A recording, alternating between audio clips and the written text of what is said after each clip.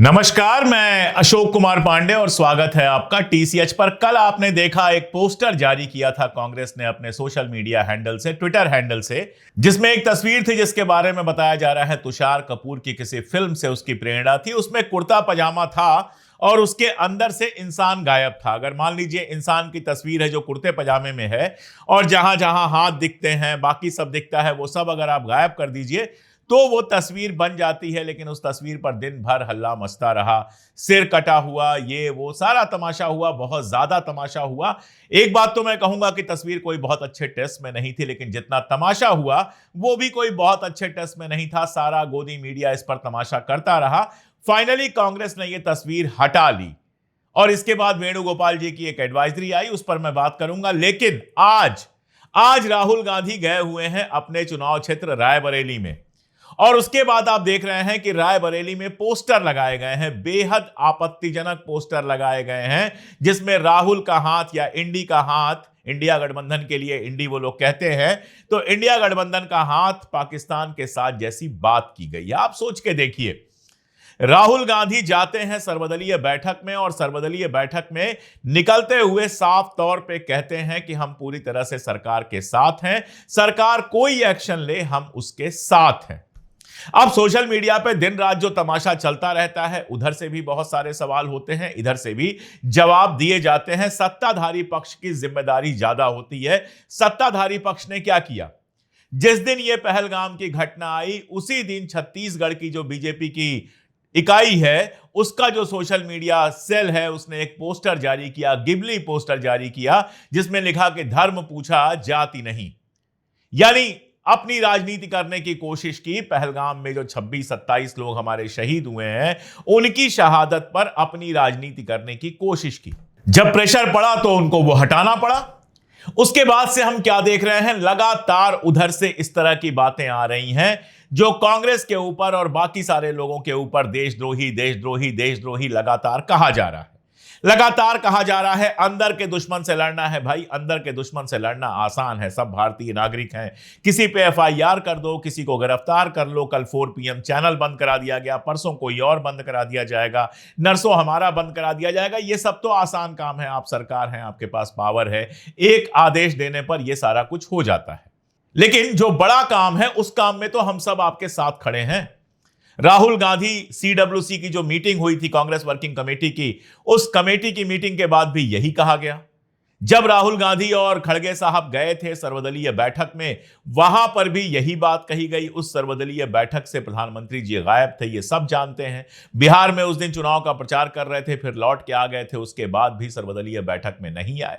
फिर भी मैं कहता हूं कि कांग्रेस का वो कार्टून जो था, कांग्रेस ने जो भी बनाया था, ये मीम बनाने का वक्त ही नहीं है, वो कोई बहुत अच्छे टेस्ट में नहीं था। उसी बात को लिख के अलग तरीके से कहा गया होता तो इस तरह का रिएक्शन नहीं होता। भाजपा तो बहाना ढूंढने के लिए बैठी हुई थी, बहाना मिल गया, दिन भर तमाशा हुआ, फाइनली आपको हटाना पड़ा। लेकिन अब जो ये सारा कुछ हो रहा है, राहुल गांधी के जाने पर इस तरह के भद्दे पोस्टर लग रहे हैं, मुझे आश्चर्य हुआ। सैफुद्दीन सोज साहब को लेकर उल्टी सीधी बात की जा रही है। सैफुद्दीन सोज साहब इस देश के मंत्री रहे हैं, बेहद सीनियर लीडर हैं। कई बार कश्मीर में उनसे मुलाकात हुई है, हवाई अड्डे के पास ही उनका घर है, हुमामा चौक के पास। कई बार मैं उनके घर पे गया हूं। कश्मीर के इतिहास पर बहुत कम लोग हैं जो प्रोफेसर सैफुद्दीन सोज जितनी समझ रखते हैं, और सिर से पांव तक सरापा जिसको कहा जाता है, पूरी तरह से भारतीय। शुरू से हमेशा तिरंगे की राजनीति की है, संविधान की राजनीति की है। कभी पाकिस्तान के फेवर में एक शब्द आप सैफुद्दीन सोज साहब को बोलते हुए नहीं देख सकते। अगर वो कह रहे हैं कि बातचीत, कश्मीर का मसला जो है, मसला है कश्मीर जो है, बातचीत से हल हो सकता है, आप उससे सहमत होइए या ना होइए, लेकिन उनको कहने का तो अधिकार है। इसके आधार पर आप उनको पाकिस्तानी बता देंगे, आप किसी को भी उठाकर पाकिस्तान समर्थक बना देंगे। जिस समय देश में एकता की जरूरत है, उस समय गोदी मीडिया क्या कर रहा है? या तो फर्जी थंबनेल लगा रहा है, जीत लिया, लाहौर में ये हो गया, वहां हो गया, जबकि सरकार कह चुकी है कि युद्ध से जुड़ी हुई जो चीजें हैं उनको इस तरह से रिपोर्ट ना किया जाए। उसके बाद भी या तो इस तरह की हरकतें हैं, और या फिर चैनल में बुलाकर 4 लोगों को बिठाकर सिर्फ गंदी गंदी बातें करना है। कल की कहानी आप सुनिए, गौरव भाटिया बैठे हुए थे राजकुमार भाटी जी थे, अखिलेश प्रताप सिंह जी थे, ये सारे लोग थे। गौरव भाटिया बोलना शुरू करते हैं, अखिलेश यादव जी को लगातार टोटी चोर जैसा बोलते हैं, जबकि अब दैनिक भास्कर ने वो पूरा का पूरा खेल सामने लाकर रख दिया है, जिसमें बताया गया है कि किस तरह भारतीय जनता पार्टी से जुड़े लोगों ने ही ये सारा तमाशा दुष्प्रचार शुरू किया। जिस समय देश में एकता की जरूरत है, आप बताइए सबसे ज्यादा इस एकता को बनाए रखने का काम किसका है, किसकी जिम्मेदारी है? सत्ता पक्ष की। आदरणीय मोदी जी या फिर अमित शाह जी को पब्लिकली आके कहना चाहिए कि एक दूसरे को इस तरह से बोलना बंद कीजिए। इस देश में कोई देशद्रोही नहीं है। कोई भी पार्टी, राजनीतिक विचार अलग अलग हो सकते हैं, लेकिन सारी पार्टियां इस टाइम पर सरकार के साथ हैं। कल मोदी जी ने बैठक की, जिसमें हमारे सारे जो रक्षा के चीफ हैं वो भी थे, जो हमारे एनएसए हैं वो थे, रक्षा मंत्री थे, सीसीएस थे। जाहिर तौर पे ये सुपर कैबिनेट जो रक्षा से जुड़े हुए सबसे इंपॉर्टेंट लोग हैं, उनकी मीटिंग थी। इसका एक वीडियो छोटा सा जारी किया गया, क्लिप जारी की गई, जिसमें आवाज नहीं थी, और ये बिल्कुल ठीक बात है। वहां क्या बातचीत हुई वो शुद्ध रूप से गोपनीय होनी चाहिए, बाहर नहीं आनी चाहिए। बाद में सूत्रों के हवाले से खबर चली, हालांकि जो एडवाइजरी आई थी उसमें तो यह भी था कि सूत्रों के हवाले से बात न की जाए, लेकिन सूत्रों के हवाले से यह कहा गया कि प्रधानमंत्री महोदय ने सेना को खुली छूट दे दी है कि जगह आप तय कीजिए, टारगेट आप तय कीजिए, सारा कुछ कीजिए। अब जो भी बातचीत हुई हो, मैं ये जानता हूं कि ऐसी घटना का, ऐसी बातचीत का कोई सूत्र नहीं होना चाहिए और होता भी नहीं है। उसमें जो लोग थे वो इतने सीनियर और इतने इंपॉर्टेंट लोग हैं कि वो जाकर मीडिया को बाइट नहीं देंगे। उसमें ऐसे लोग भी थे जिनका आना जाना रहना सब कुछ जो होता है वो सुपर सीक्रेट होना चाहिए, और होता है, क्योंकि वो हमारे देश की सुरक्षा के फैसले लेते हैं। तो प्रधानमंत्री जी के साथ उनकी जो मीटिंग हुई है, निश्चित तौर पर हमारे देश की सुरक्षा को लेकर बड़े फैसले उसमें किए गए होंगे, बड़ी बातें उसमें की गई होंगी, और वो बातें 10, 20, 25 साल बाद जब कोई संस्मरण लिखता है तब बाहर आती हैं। उसके पहले उनको बाहर आने भी नहीं देना चाहिए, और आई भी नहीं है। आज भी बैठक है, आज मंत्रिमंडल की यानी कि कैबिनेट की बैठक है। ये सब इंपॉर्टेंट जगह हैं जहां फैसले होते हैं। और इसी क्रम में राहुल गांधी और खड़गे जी ने, जो नेता विपक्ष हैं लोकसभा और राज्यसभा में, उन्होंने मांग की थी कि संसद का सत्र बुलाया जाना चाहिए, जिसमें देख सके पाकिस्तान और सारी दुनिया कि पूरा भारत एक होकर किस तरह से इस मामले पर खड़ा है। अब आप कहेंगे संसद सत्र की जरूरत क्या है? जरा सा इतिहास देख लीजिए। जब जब युद्ध जैसी स्थितियां हुई हैं, चाहे कारगिल का मामला हो, चाहे उसके पहले का मामला हो, संसद को बुलाकर संसद को विश्वास में लिया गया है, और पूरी संसद, पक्ष विपक्ष, चाहे भाजपा का शासन हो, कांग्रेस विपक्ष हो, या कांग्रेस का शासन हो, कोई और विपक्ष हो, ये सब साथ होकर खड़े हुए हैं। और दरअसल जब भी जंग जैसे हालात बनते हैं तो पहली जरूरत होती है कि देश एक साथ खड़ा हो। लेकिन देश के अंदर लगातार जो हिंदू मुसलमान करने की कोशिश की जा रही है, वो इस एकता को तोड़ती है, जोड़ती नहीं है। एक अखबार के आप तमाम खबरें देखें, मैंगलोर में किसी मुसलमान को परेशान किया गया, मसूरी में जो शाल बेचने कश्मीरी आए थे उनको परेशान किया गया, कहीं से कोई खबर आ रही है, कहीं से कोई खबर आ रही है। ये कोई बड़ी अच्छी बात तो नहीं है। अच्छी बात यह है कि ज्यादातर खबरों के मामले में सरकार ने कार्रवाइयां, अलग अलग सरकारों ने कार्रवाइयां की हैं। जैसे भोपाल से एक खबर आई थी कि 2-3 लोग बैठ के शराब पी रहे थे, एक पुलिस वाला गया, उनको मना करने लगा कि यह गलत है। उस पुलिस वाले का नाम जो था वो मुस्लिम नाम था, उसकी उन लोगों ने पिटाई कर दी मिलके। उसके बाद एक पुलिस वाला आया तो उससे कहा कि तुम हट जाओ, तुम हमारे हिंदू भाई हो। यानी अपराधी और पुलिस का क्या कोई धर्म के आधार पर संबंध हो सकता है? लेकिन यह भी करने की कोशिश की जा रही है। इस मामले में कार्रवाई हुई है, जो लोग थे उनको गिरफ्तार किया गया है।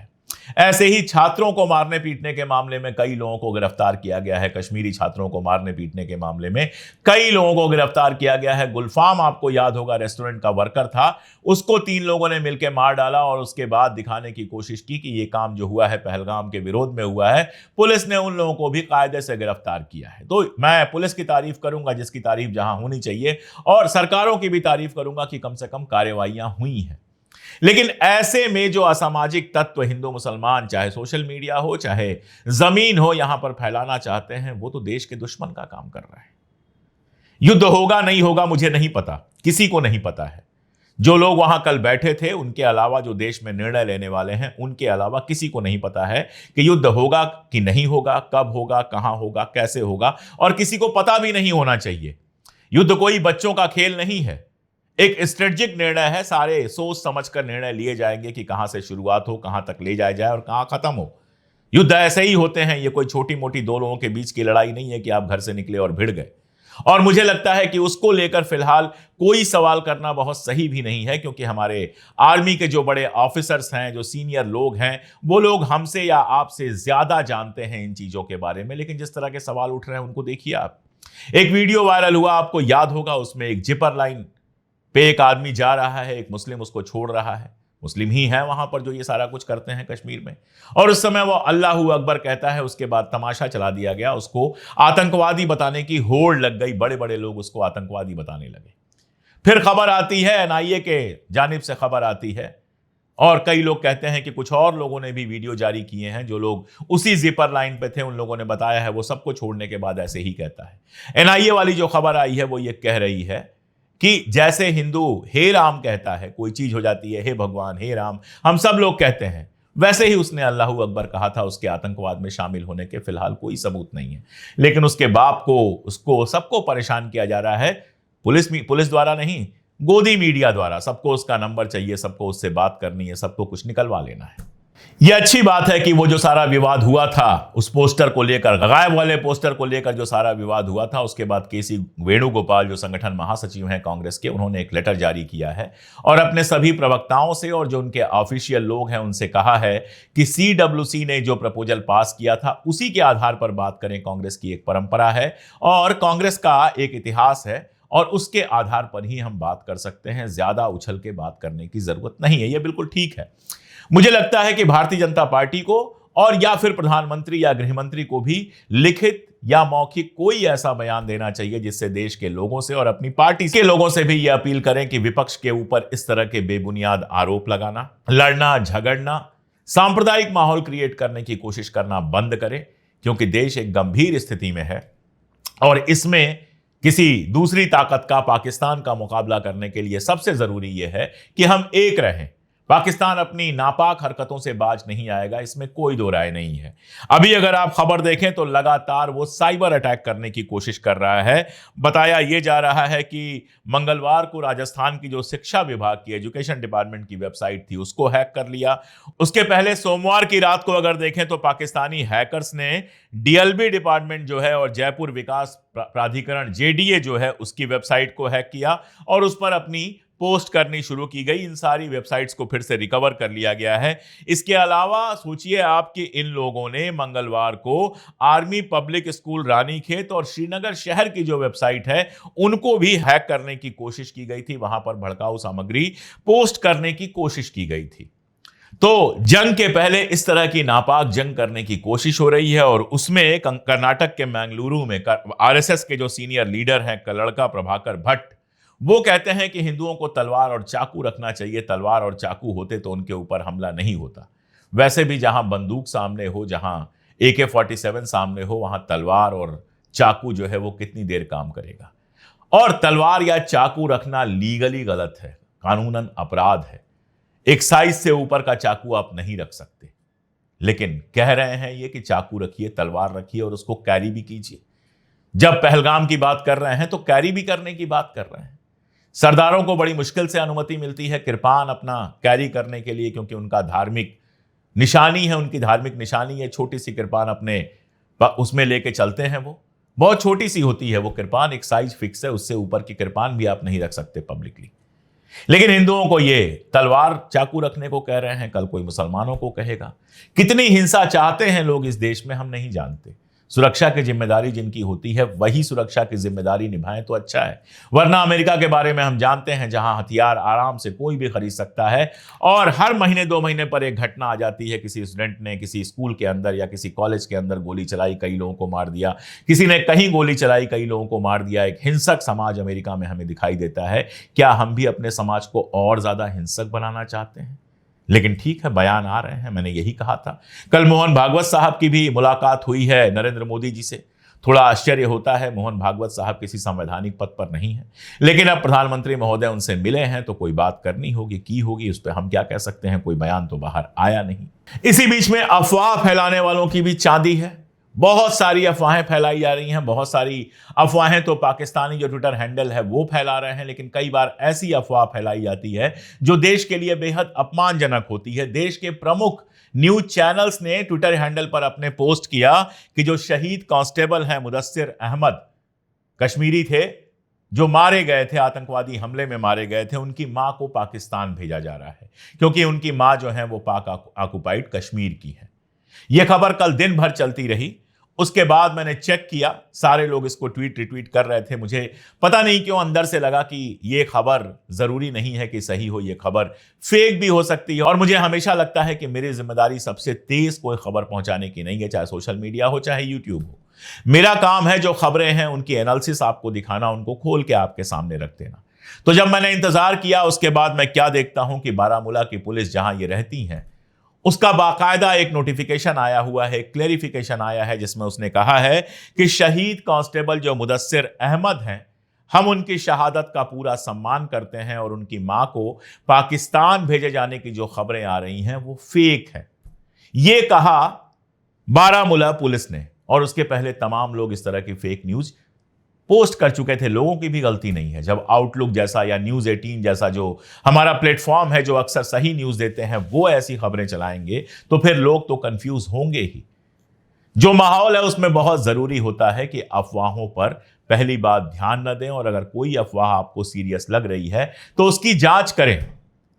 इस समय लगातार पाकिस्तान के सोशल मीडिया हैंडल्स बहुत ज्यादा एक्टिव है। हो सकता है वो हमारे आपके जैसा नाम रख के भी एक्टिव हो, कोई नहीं जानता है। थोड़ा चेक कर लीजिए, थोड़ा पीछे जाएंगे, थोड़ा नीचे जाएंगे तो समझ में आ जाएगा कि क्या उन्होंने अभी हाल में ही नाम बदला है। और कम से कम जो खबरें वो फैला रहे हैं उनको कॉपी पेस्ट करके गूगल पे डालिए, देखिए कि वो खबरें किसी अखबार में, किसी इंपॉर्टेंट जगह, किसी प्रतिष्ठित जगह आई हैं कि नहीं आई।